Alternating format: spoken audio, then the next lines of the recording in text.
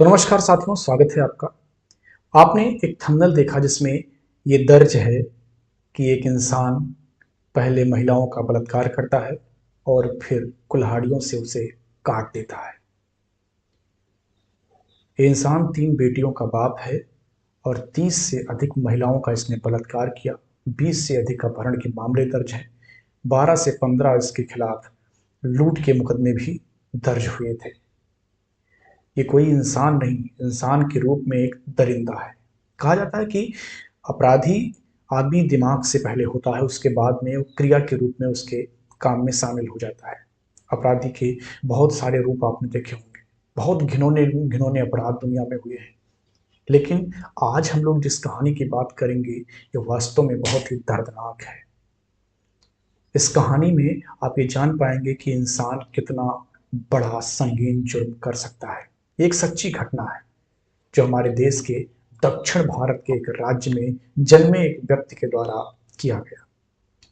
साथियों, आज हम लोग बात करेंगे साइको शंकर की। इसका पूरा नाम है यम जयशंकर। यम जयशंकर तमिलनाडु का रहने वाला था। तमिलनाडु में ही एक जगह है सालेम, जहां पर इसका जन्म हुआ 1977 ईस्वी में। इसके पिता का नाम माई मुथु था। आम पिता की तरह जब इसका जन्म हुआ तो इसके पिता ने भी खुशियां मनाई कि मेरा बेटा बड़ा होकर के अच्छा काम करेगा, मेरे लिए भी कुछ बेहतर करेगा, बुढ़ापे की लाठी बनेगा। लेकिन उसको ये नहीं पता था कि जब तक उसका बुढ़ापा आएगा उसका बेटा देश के नंबर 1 क्रिमिनल में शुमार हो जाएगा। यम जयशंकर का बचपन बहुत सामान्य था। जैसे बाकी लोगों का बचपन होता है वैसे ही सामान्य बचपन था। लेकिन जवानी में जब वो ट्रक ड्राइवर था तो भी उसका जीवन सामान्य था। 2007 तक, इनफैक्ट 2007 तक उसका जिंदगी बहुत ही सामान्य था। उसके बाद उसके जीवन में क्राइम दाखिल होता है या वो क्राइम की दुनिया में दाखिल होता है और फिर ऐसे संगीन अपराध करता है जिसको सुन करके पढ़ करके रूह कांप जाती है। तो जिनके साथ वो क्राइम हुआ, जो उसके शिकार बने, उनके लिए कितना दर्दनाक रहा होगा ये समझा जा सकता है। यम जयशंकर ने क्राइम इतनी क्रूरता के साथ किया, इतनी अमानवीयता के साथ किया कि जिसकी मिसालें दी जा सकती हैं। कहानी में हम लोग आगे बात करेंगे किस तरीके से वो महिलाओं को प्रताड़ित करने में उसको आनंद आता था। उसने पुलिस को एक बाकायदा बयान में बताया कि महिलाओं को परेशान करने में उसे मजा आता है, उसको तड़पाने में मजा आता है और तड़पा करके मार देने में उसको आनंद आता है। तो पूरी बातचीत करेंगे, एकदम शुरुआत से शुरू करते हैं। पहला क्राइम जो एम जयशंकर ने किया वो वर्ष 2009 में किया। वर्ष 2009 जुलाई की बात है, उसने पहला क्राइम किया। एक जगह है पेरांडा हल्ली, तमिलनाडु में। वहां की रहने वाली एक 45 वर्षीय महिला जिसका नाम था श्यामला। श्यामला ने आरोप लगाया कि यम जयशंकर ने उसके साथ बलात्कार करने की कोशिश की और जब उसने शोर मचाया, लोगों को इकट्ठा करने के लिए आवाज लगाई, तो उसकी हत्या करने की भी कोशिश यम जयशंकर ने की। हालांकि उसकी जिंदगी और इज्जत दोनों बच गई। तो जो पहला क्राइम उसने किया, अटेम्प्ट टू मर्डर और अटेम्प्ट टू रेप, इन दोनों में वो फेल हो गया। लेकिन उसके बाद वो फरार हो गया। पुलिस उसे ढूंढती रही और आप अभी कहानी में आगे जान पाएंगे कि पुलिस उसको कितना ढूंढती है और पुलिस कितना उससे परेशान होती है। पुलिस ढूंढती रही और वो भागता रहा, पुलिस उसको पकड़ नहीं पाई। एक केस दर्ज हो गया, पुलिस उसको ढूंढ रही थी। एक ही महीने में अगस्त 2009 तक तमिलनाडु के अलग अलग जिले से 12 ऐसे मामले दर्ज हुए जिसमें पहले अपहरण किया गया, उसके बाद में बलात्कार और बलात्कार के बाद में हत्या कर दी गई। पुलिस ने जब छानबीन किया, इन केसों को एक साथ जोड़ करके स्टडी किया, तो पता लगा कि एक ही प्रकार से इन सभी महिलाओं को मारा गया है, एक ही प्रकार के हथियार से और एक ही तरीके से मारा गया है। ऐसे ये तार जुड़ने लगे और ये पुलिस को समझ में आ गया कि यम जयशंकर का ही ये करतूत है, उसी का ये काम है। हालांकि पुलिस के हाथ में कुछ भी नहीं था, पुलिस उसको अभी तक भी पकड़ नहीं पाई थी, लगातार उसको पुलिस खोज रही थी। उसको देखने वाले ऐसा मानते हैं, जिन्होंने उसे देखा था एम जयशंकर को, कि वो अपने पास एक लेडीज पर्स रखता था, काला पर्स, और उस काले पर्स में एक कुल्हाड़ी रखता था, कुल्हाड़ी, और उस कुल्हाड़ी से ही वो महिलाओं को तड़पा तड़पा करके काट के मार देता था। पहले अपहरण करना, उसके बाद में उसके साथ कई दिनों तक बलात्कार करना, और बलात्कार करने के बाद में उसे तड़पा तड़पा करके मार देना, ये शौक था उसका। ये उसने पुलिस को ऑन रिकॉर्ड बयान में बताया था। अभी आगे हम लोग बातचीत करेंगे। तो पुलिस लगातार उसको ढूंढ रही है, लेकिन पुलिस के हाथ कुछ लग नहीं रहा है। ये 12 केस हो गए। इससे पहले आपने देखा कि जो पहला केस आया तमिलनाडु में, उसके बाद में ये 12 केस आ गए, और पुलिस अभी भी उसको खोज रही है। तब तक 6 और ऐसे मामले अलग अलग क्षेत्र से तमिलनाडु में दर्ज हो जाते हैं। सेम पैटर्न, अपहरण, बलात्कार और कुल्हाड़ी से मार करके हत्या। अब पुलिस के ऊपर लगातार प्रेशर बन रहा है, पुलिस प्रयास कर रही है किसी तरीके से इसको पकड़ा जाए, लेकिन उसे पुलिस पकड़ नहीं पाती है, कोई सुराग उसका नहीं मिलता है। बहुत ही सातिर था वो।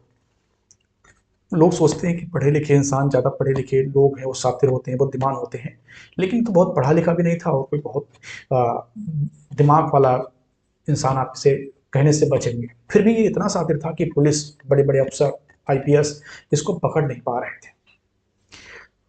और इसके निशाने पर वो महिलाएं होती थी जो या तो सेक्स वर्कर थी, सेक्स स्लेव थी, या ढाबे पर रहने वाली महिलाएं जो ढाबे पर नौकरियां करती थी, या गरीब बस्तियों की महिलाएं जहां पर इसकी एक्सेस बहुत आसान थी। ये ऐसी महिलाओं को ही शिकार बनाता था, उनका अपहरण करता था, बलात्कार करके उन्हें मार देता था। ये चलता रहा, लेकिन यम जयशंकर पकड़ में पुलिस के नहीं आया। और इसी बीच यम जयशंकर ने एक ऐसा कांड कर दिया कि जिससे पूरे तमिलनाडु की पुलिस परेशान हो गई। परेशान हो भी क्यों ना, तमिलनाडु पुलिस की ही एक महिला कांस्टेबल, जिसका नाम था एम जयामणि। यम जयामणि तमिलनाडु में ही एक क्षेत्र में कांस्टेबल के रूप में पोस्ट थी, लेकिन उनकी एक आपातकालीन ड्यूटी लगा दी गई थी। उस समय के तत्कालीन उप मुख्यमंत्री एम के स्टालिन का दौरा था पेरूमल्लूर में, और वहां पर यम जयामणि की ड्यूटी लगा दी जाती है। यम जयामणि अपनी ड्यूटी करती हैं, और शाम को जब वो स्टेशन, पुलिस स्टेशन की तरफ वापस जा रही होती हैं, तो यम जयशंकर उसका अपहरण कर लेते हैं। यम जयशंकर वही अपराधी जिसकी हम लोग बात कर रहे हैं, एक महिला पुलिस कांस्टेबल की। आप इस अपराधी के हिम्मत को देखिए कि अब तक करीब 18 जुर्म कर चुका है, पुलिस तलाश कर रही है, चप्पे चप्पे पर पुलिस जांच कर रही है, और उसके बाद में एक महिला पुलिस कांस्टेबल का वो अपहरण कर लेता है। इस व्यक्ति के साइकोलॉजी को आप समझने की कोशिश करें। उस महिला पुलिस को अपहरण करके ले जाता है, 2 से 3 दिन तक उसका बलात्कार करता है। अब पुलिस उसे ढूंढ रही है, क्योंकि एक महिला पुलिस कांस्टेबल गायब हो गई, वो भी आपातकालीन ड्यूटी पर बुलाई गई थी। पूरा पुलिस महकमा परेशान कि कहाँ चली गई, कोई खोज नहीं पा रहा है, कोई पता नहीं, कोई खबर नहीं, और पुलिस की ही कांस्टेबल गायब है। इसके लिए पुलिस की चिंता और बढ़ जाती है। किसी भी तरीके से जो ये महिला कांस्टेबल है, इसको नहीं खोज पाती है पुलिस। 1 महीने बीत जाते हैं, और 1 महीने बाद बहुत ही विकृत अवस्था में इस महिला पुलिस कांस्टेबल एम जयामणि की लाश बरामद होती है। जब लाश बरामद हुई, उसका पोस्टमार्टम किया गया, तो उसके बाद में ये क्लियर हुआ कि जो पैटर्न अभी तक देखने को मिल रहा था, उसी पैटर्न को इसमें भी फॉलो किया गया। अपहरण, बलात्कार, और उसके बाद में कुल्हाड़ी से तड़पा तड़पा करके मार करके हत्या। ये एक तरीके से पुलिस के लिए चैलेंज था। एक अनपढ़ गंवार ट्रक ड्राइवर इस तरीके से पूरे पुलिस व्यवस्था को चैलेंज कर रहा था, और पुलिस कुछ नहीं कर पा रही थी। ऐसा नहीं कि पुलिस हाथ पे हाथ रख के बैठी थी, लेकिन वो कुछ कर नहीं पा रही थी। लेकिन अब पुलिस एकदम परेशान कि अब इसको तो पकड़ना ही होगा। पॉलिटिकल प्रेशर, लोगों का प्रेशर, मीडिया का प्रेशर कि अब इसको पकड़ना ही होगा, कैसे भी करके इसको पकड़ना ही है। अब इस बीच में एक जो है पी मोहन सेल्वम नाम के व्यक्ति को पुलिस गिरफ्तार करती है। ऐसा पुलिस का मानना था कि ये भी वो व्यक्ति है जो शामिल हो सकता है जो महिला कांस्टेबल का अपहरण हुआ था उसमें। और सेल्वम के साथ ही साथ वो 2 अन्य लोगों को भी गिरफ्तार करती है। लेकिन सबूत के अभाव में उसे छोड़ना पड़ता है। इस महिला पुलिस कांस्टेबल की मृत्यु हो जाती है, उसकी हत्या हो जाती है। उसके बाद भी पुलिस ज्यादा कुछ कर नहीं पाती, बात आगे बढ़ जाती है, लेकिन पुलिस का प्रेशर कम नहीं होता है। जब थक हार गई पुलिस, एम जयशंकर को नहीं पकड़ पाई, तब जाकर के एक स्पेशल टास्क फोर्स का गठन किया गया, एसटीएफ का गठन किया गया।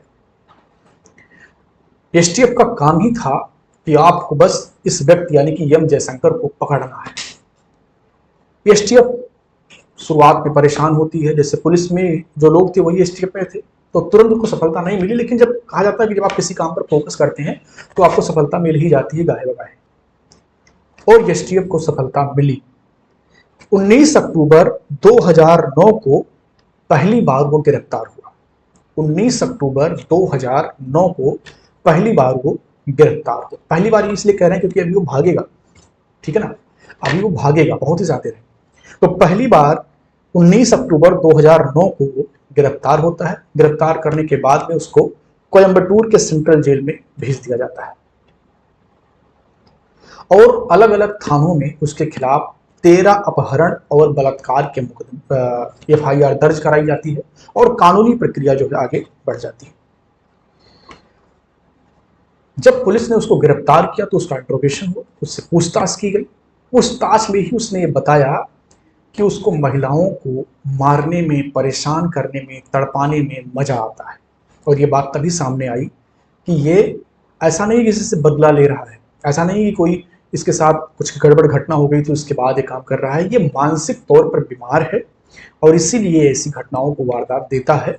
ये बात क्लियर होती हुई नजर आई। अब ये गिरफ्तार है, पुलिस की कस्टडी में है, जेल में है। इसी बीच में चूंकि इसके ऊपर कई सारी धाराएं, कई सारे अलग अलग केस थे, तो एक मामले में सुनवाई के लिए 17 मार्च 2011 को एक फास्ट ट्रैक कोर्ट के समक्ष इसको पेश करना था। अब पूरे लाव लश्कर के साथ में, पूरे सुरक्षा व्यवस्था के साथ में एम जयशंकर को पुलिस उस फास्ट ट्रैक कोर्ट में लेकर के जाती है। इतने पुलिस के कड़े इंतजाम के बावजूद वहां से एम जयशंकर पुलिस की कस्टडी से भाग जाता है। अब जिस कांस्टेबल की ड्यूटी थी कि पकड़ करके रखना इसको, वो बेचारा इसके भागने के बाद इतना परेशान हुआ, मानसिक रूप से बहुत परेशान हो गया, क्योंकि एम जयशंकर बहुत ही खतरनाक नाम हो गया था। एक डर का माहौल था एम जयशंकर को लेकर के। और जिस कांस्टेबल की गलती से वो भाग गया, उसने बाद में आत्महत्या कर ली।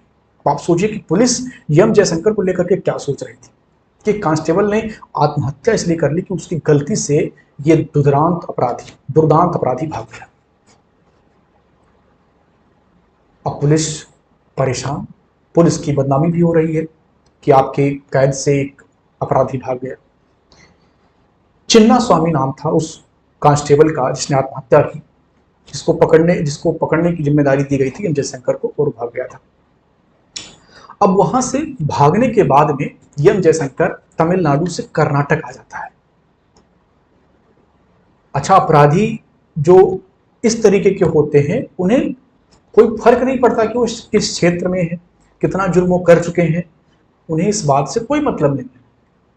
उन्हें तो मजा आता है वो जुर्म करने में। कर्नाटक पहुंच करके वो जो काम पहले तमिलनाडु में कर रहा था, वो कर्नाटक में भी वही काम करने लगा। और कर्नाटक के भी अलग अलग स्थान पर 1 महीने में 6 केस ऐसे दर्ज हुए जहां पर सेम पैटर्न बन रहा था, जो कि तमिलनाडु के अलग अलग जगहों पर देखने को मिला था। पहले अपहरण, फिर 2 से 3 दिन तक बलात्कार, उसके बाद में बेरहमी से हत्या। अब ऐसे में कर्नाटक पुलिस भी हरकत में परेशान। तमिलनाडु पुलिस तो पहले से परेशान थी इसको लेकर के, अब जो है कर्नाटक पुलिस भी परेशान हो गई। इसको पकड़ना चाहिए।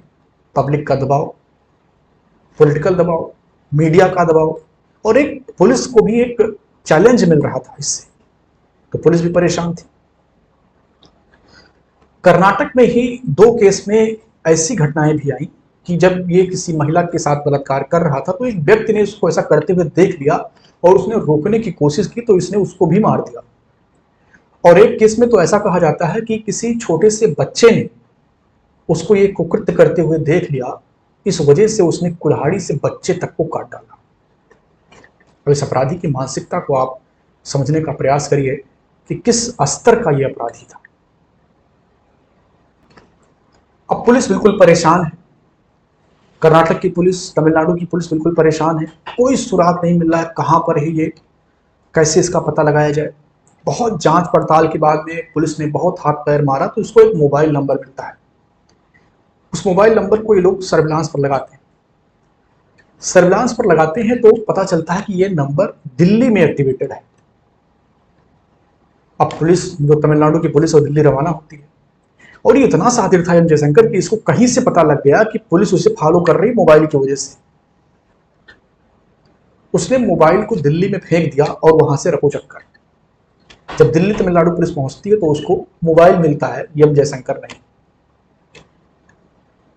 कुछ दिनों बाद उसको एक दूसरे मोबाइल का नंबर पुलिस के हाथ लग जाता है। फिर पुलिस सर्विलांस में उस नंबर को डालती है। फिर वो नंबर मुंबई में ट्रेस होता है, पुलिस दौड़ करके मुंबई पहुंचती है। फिर से वही काम, उसने मोबाइल फेंक दिया और वहां से गायब हो गया।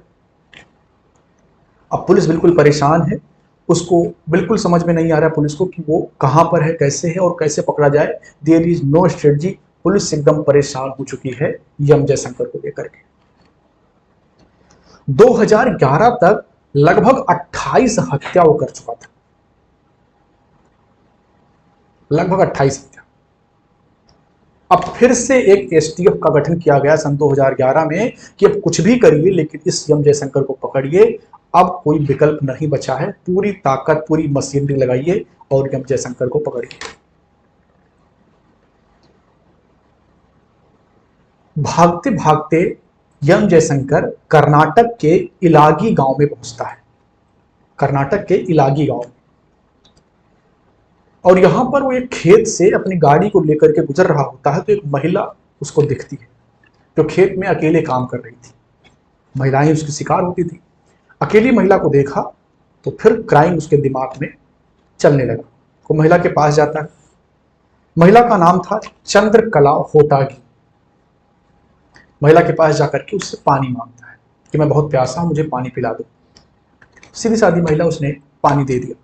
पानी जब दे दिया तो कह रहा कि मुझे भूख बहुत तेज लगी है, कुछ अगर तुम्हारे पास खाने को हो तो हमें दे दो। महिला ने दयालुता दिखाई और खाना भी उसको ऑफर कर दिया। उसके पास कुछ था, खेत में अमूमन लोग ले जाते हैं। खाना खाते ही खाते उसने महिला की तरफ अटैक किया। अटैक किस लिए? बलात्कार के लिए। महिला तेज से चिल्लाई तो उसका घर जो है खेत के समीप ही था। तो वो चिल्लाई तो उसका पति जो है, जिसका नाम प्रकाश होटागी है, वो दौड़ते हुए खेत में पहुंच गया। और होते करते यह महिला जो है बच जाती है उस अपराधी से, जयशंकर से। जैसे उसके पति को आते हुए देखता है होटागी के, वो कुल्हाड़ी से उसके ऊपर वार करता है मारने के लिए।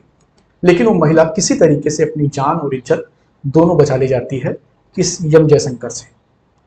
धीरे धीरे पूरे गांव के लोग इकट्ठा हो जाते हैं और ये भागने की कोशिश करता है लेकिन उसको दबोच लेते हैं, पकड़ लेते हैं। पकड़ने के बाद में उधर आप जान रहे हैं कि पुलिस बहुत परेशान है। देयर इज नो क्लू, कोई क्लू नहीं पुलिस के पास, एकदम परेशान है। नंबर वगैरह का जो सर्विलांस था वो भी खत्म हो चुका है। पुलिस बिल्कुल परेशान है, उसके पास कोई क्लू नहीं है। गांव के लोगों ने एम जयशंकर को पकड़ लिया और पकड़ करके अपने नियरेस्ट थाने पर उन्होंने फोन करके बताया कि ऐसा ऐसा वारदात हुआ है। पुलिस पहुंची, पुलिस उसको लेकर के अपने साथ चली गई। वहां की लोकल पुलिस को यह पता नहीं था कि उसने कितनी बड़ी मछली को पकड़ लिया है। उन्हें पता नहीं था कि ये कौन है, कितना बड़ा अपराधी है। दो स्टेट की पुलिस एकदम परेशान है इसके लिए। जब उसके बारे में पता लगाने की कोशिश की गई तो बात खुल करके सामने आई कि एम जयशंकर है जिसको तमिलनाडु और कर्नाटक की पुलिस खोज रही है। ऐसे में आला अधिकारियों को, ऊपर के अधिकारियों को खबर दी गई। अधिकारी पहुंचे और दूसरी बार जो है ये गिरफ्तार हुआ। इससे पहले आपको याद होगा जब पहली बार गिरफ्तार होकर के भाग गया था, अब ये दूसरी बार जो है गिरफ्तार होता है। और 5 मई 2011 को चित्रादुर्गा पुलिस अपने कस्टडी में इसको ले लेती है और बेंगलुरु में एक जेल में इसको बंद कर दिया जाता है। चूंकि ये एक बार भाग चुका था तो अब इसकी सुरक्षा जो है बहुत ही कड़ी कर दी जाती है, बहुत तगड़ी सुरक्षा में इसको रखा जाता है। यहीं पर कानूनी प्रक्रिया होती है और 27 साल की सजा इसको कोर्ट सुनाता है। 27 ईयर्स, 27 साल की सजा इसको सुनाई जाती है। और इस सजा के दौरान ये पता चलता है कि ये मानसिक रूप से बीमार है और इसका इलाज भी उस तरीके से चलने लगता है। 21 अगस्त 2013 को एक मामले में इसको कोर्ट में लेकर के जाया जाता है। 21 अगस्त 2013 को एक अन्य मामले में एम जयशंकर को फिर से जो है पुलिस कोर्ट लेकर के जाती है। पुलिस पहले से बहुत सतर्क है क्योंकि एक बार ये भाग चुका है पुलिस कस्टडी से। अब पुलिस बहुत ज्यादा जो है मुस्तैद है, तो भाग तो नहीं पाता है, लेकिन जब ये कोर्ट से वापस आता है तो हार्ट अटैक आने का नखड़ा करता है, नाटक करता है कि हमें हार्ट अटैक आ गया है। अब पुलिस परेशान, पुलिस इसके नाटक को समझ नहीं पाती, उसको लगता है कि सच में इसको अटैक आ गया। वो उसको लेकर के जो जेल का अस्पताल है वहां पर भर्ती करवाते हैं। बहुत ही शातिर था एम जयशंकर। ये पूरी प्लानिंग थी उसकी कि अटैक आएगा तो ये लोग पैनिक होंगे, मुझे हॉस्पिटल लेके जाएंगे, तो मैं कुछ ना कुछ रास्ता निकाल लूंगा वहां से निकलने का। जेल के अस्पताल में इसको ले जाया जाता है और वहां पर ये किसी पुलिस वाले से साठ गांठ कर करके जेल के मेन गेट का चाबी प्राप्त कर लेता है और सोचता है कि अगर मैं मेन गेट तक पहुंच गया तो मैं बाहर निकल जाऊंगा। अब जैसे ही रात होता है, सारे स्टाफ के लोग सो जाते हैं या शिफ्ट चेंज होता है, ये अस्पताल से बाहर निकलता है और वहीं एक 20 फीट ऊंची दीवार पर ये चढ़ करके मेन गेट की तरफ आगे बढ़ता है। अब 20 फीट ऊंची दीवार काफी ऊंची होती है, इंसान की height 6-7 feet max to max, उसकी हाइट 5.5-6 फीट रही होगी। 20 फीट दीवार पर चढ़ने के लिए वो बंबू और बहुत सारे कपड़े का यूज करके चढ़ जाता है। दीवार पर शीशे गड़ाए गए थे, कि अगर कोई चले उस पर तो उसके पैर में चुभ जाए। इसके अलावा उस दीवार पर इलेक्ट्रिसिटी की लाइनें भी दौड़ाई गई थी कि अगर कोई चढ़े तो इलेक्ट्रिसिटी से मर जाए। अब एम जयशंकर का आप किस्मत देखिए कि जब वो उस दीवार पर चढ़ा तो इत्तेफाक से लाइट ही नहीं थी और वो बच बचा करके उस दीवार पर, कांच लगी हुई दीवार पर धीरे धीरे चलते हुए आगे पहुंचता है और एक उससे भी ऊंची दीवार, यानी कि 10 फुट और ऊंची दीवार, जमीन से 30 फुट ऊंची दीवार पर उसको चढ़ना होता है और वो उस पर भी चढ़ जाता है। बिजली के तार लगे हुए हैं, कांच लगा हुआ है, लेकिन वो उस पर आराम से चला जाता है। अब उसकी किस्मत ये है कि उस समय बिजली नहीं है, फिर वो वहां से कूद जाता है, यानी कि वो अल्टीमेटली जेल से बाहर। कल्पना करिए आप, ऐसे क्या क्या दिमाग रहा होगा, क्या मनोदशा उसकी रही होगी। वहां से कूद जाता है, लेकिन इस बार उसकी किस्मत ने थोड़ा धोखा दे दिया उसको। जब वो उतनी ऊंची दीवार से कूदता है तो उसका पैर फ्रैक्चर हो जाता है, अब वो दूर तक भाग नहीं सकता है। सुबह होती है, जैसे पता चलता है कि एम जयशंकर भाग गया, पूरे अस्पताल जो जेल का अस्पताल है वहां से लेकर के जेल तक, पूरे जेल में अफरा-तफरी का माहौल और करीब 20 जेल में काम करने वाले वार्डन, जेलर सहित लोग सस्पेंड हो जाते हैं। अब तलाश जारी हो जाती है, हर तरफ रेड अलर्ट जारी कर दिया जाता है कि भाई उसे पकड़ना है किसी तरीके से। 5 लाख का इनाम उसके ऊपर रख दिया जाता है कि जो उसकी सूचना देगा उसको 5 लाख रुपए मिलेंगे। लगभग 10,000 पोस्टर उसके छपवाए जाते हैं, चिपकवाए जाते हैं कि कोई देखे तो बताए। इसके अलावा करीब 75,000 पंपलेट बांटे जाते हैं मैन टू मैन कि अगर कोई इस व्यक्ति को देखे तो सावधान रहे और पुलिस को चुपके से सूचना दे। यानी कि पुलिस में कितना ज्यादा पैनिक था एम जयशंकर को लेकर के आप इस प्रोग्राम से समझ सकते हैं जो पुलिस ने उसके जाने के बाद किया। पैर टूटने के बाद में हालांकि बहुत भाग नहीं सका, एक खंडहर में जाकर के छुप गया। खंडहर में छुपा हुआ था, उसको लगातार ब्लड उसके शरीर से निकल रहा था, बहुत परेशान था, उसको लग रहा था कि मैं बचूंगा नहीं अगर यहाँ पड़ा रहा था। तभी एक इंसान वहां से गुजर रहा होता है, उसको देख करके एम जयशंकर उसको आवाज लगाता है और उसको ऑफर करता है कि भाई ऐसा है, मुझे तुम शहर पहुंचा दो तो मैं तुम्हें बहुत सारा पैसा दूंगा, नई मोटरसाइकिल खरीद के दूंगा, बस तुम मुझे यहां से लेकर के शहर पहुंचा दो किसी तरीके से। वो जो आदमी था वो पुलिस से पहले ही मिला हुआ था और वो पूरी वारदात जानता था, एक तरीके से मुखबिर कह सकते हैं। तो पहचान गया एम जयशंकर को, क्योंकि पोस्टर तो पुलिस ने बंटवा ही दिए थे, इनाम भी 5 लाख का था। तो उस आदमी ने तुरंत हाँ भर दिया एम जयशंकर को कि मैं तुम्हें ले चलूंगा शहर, बस मैं आता हूँ थोड़ी देर। और उसके बाद में उसने पुलिस को खबर कर दी कि फला जगह पर एम जयशंकर है और उसके बाद में पुलिस तीसरी बार उसको अरेस्ट करने में सफल होती है। 6 सितंबर 2013 को तीसरी बार अरेस्ट होता है पुलिस के द्वारा। अब उसका टांग चूंकि टूट गया है तो उसको फिर से उसी अस्पताल में जहां से भागा था वहां पर उसको भर्ती कराया जाता है ताकि उसके टांग का ऑपरेशन हो सके और उसको किसी तरीके से बचाया जा सके। अब वहां पर उसके पैरों का ऑपरेशन होता है और जब तक वो ठीक नहीं हो जाता तब तक अस्पताल में रहता है कड़ी सुरक्षा में। और जैसे ही वो ठीक हो जाता है उसको बेंगलुरु के सेंट्रल जेल में हाई सिक्योरिटी में रखा जाता है। पहले सिक्योरिटी बहुत बढ़ा दी गई, हाई सिक्योरिटी, ठीक है ना। सीसीटीवी कैमरे लगवा दिए गए कि 24 घंटा उसकी मॉनिटरिंग की जाएगी और बहुत ही सीमित लोग उसके पास जाएंगे। सिक्योरिटी उसकी बहुत बढ़ा दी गई। तो सन 2013 से लेकर के 2018 तक वो जेल में हाई सिक्योरिटी के बीच में रहा, लेकिन शातिर तो था ही। 2018 में उसने एक बार पुनः भागने का प्रयास किया। 2018 में उसने भागने का प्रयास किया, लेकिन इस बार पुलिस बहुत ही मुस्तैद थी। उसका यह प्रयास नाकाम रहा और वो भाग नहीं पाया। इस प्रयास के बाद भी पुलिस और ज्यादा मुस्तैद हो गई, उसकी सिक्योरिटी और बढ़ा दी गई और उसके सेल को बिल्कुल एकांत में कर दिया गया जहां पर वो सिर्फ अपने मन से सांस ले सकता है और कुछ नहीं। यानी कि हर तरफ अंधेरा, बहुत हल्का सा उजाला आ रहा है, बस जिंदा है केवल, बाकी उसके पास कोई सुविधाएं नहीं है। एक ऐसे बैरक में उसको रख दिया गया। अब वहां पर वो बंद रहा लंबे समय तक। जुर्म इंसान कितना भी कर ले, लेकिन ऐसा दिन जरूर आता है कि जब वो कानून के दायरे में आता है और उसको सजा मिलती है। तो अब वो फंस चुका था हर तरीके से।